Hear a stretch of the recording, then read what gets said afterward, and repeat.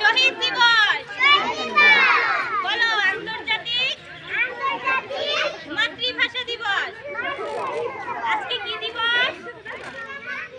মাতৃভাষা দিবস। আন্তর্জাতিক মাতৃভাষা দিবস আজকে 21শে ফেব্রুয়ারি। বলো 21শে ফেব্রুয়ারি।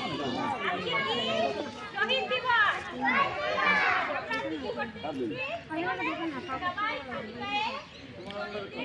আমরা এখানে ফুল দেব।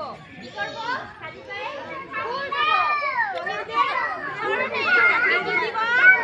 আজকে কি দিবস বলো? শহীদ দিবস। আজকে কি দিবস? শহীদ দিবস। আন্তর্জাতিক বলো